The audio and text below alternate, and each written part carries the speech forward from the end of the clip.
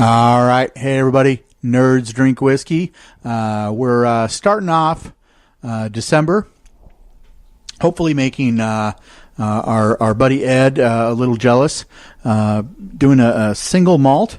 And this is a 21 year. But the thing that really made me wonder about this is this was at the big, alcohol shopping mall store that we try not to mention on this show because they're not a sponsor. But they had this, and it's a 21 year, and it was under $100.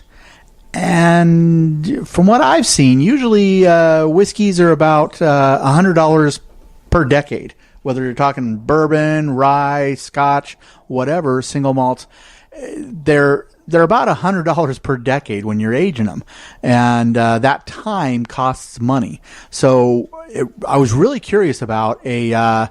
By the way, there's a guest appearance by Awesome the dog there, but it made me really curious to see. Okay, well, how good is it going to be? What is it? Is there a problem with the recipe? Is there?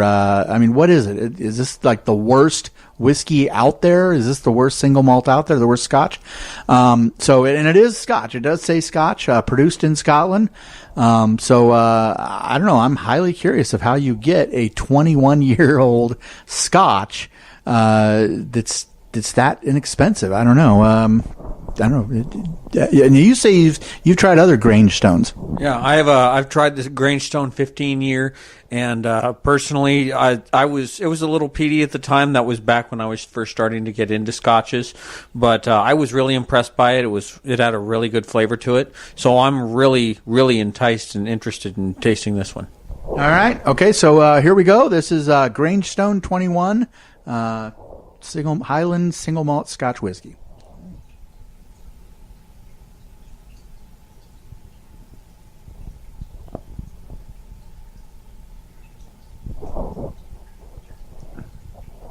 Oh, wow. That actually goes down extremely smooth. Got a little bit of a peat to it, but absolutely delicious. That outdoes the 15-year by far, I think, in my personal opinion. Yeah, it's I'm not a big Scotch fan, but even if the 15 or I can't remember, I think they had a 5-year or a 10-year or whatever. A 7, a 15, and a 21. So now I'm kind of curious of what the 7-year tastes like. But for under 100, if you want a 21-year-old Scotch that's under 100, looks like Grangestone is the one to go to. It's got a wonderful smell to it. It's just such a wonderful, wonderful ripe aroma. It's really good. I can't help it. Yeah, second one. I got to say, I mean the taste is great. It tastes good. It's got a good taste to it. Nice and mild, and the mouthfeel is very very clean. Really good. The finish has a little bit of a bite on it, but it's not like a burn. It's a good burn. It's a good warming. So, I got to say, this is, from this series, this is 2 good ones in a row. But I think the Grangestone is actually available as opposed to last week's Ghost Owl, which is pretty much a ghost at this point, from what I hear. But yeah, so good stuff, Grangestone. Definitely worth the price. And I don't know, what do you think, Awesome? No opinion? She's not allowed to drink whiskey yet until she's 21 years old, and I don't mean dog years, so she can't have any. But anyways, we'll see you next week. Nerds Drink Whiskey.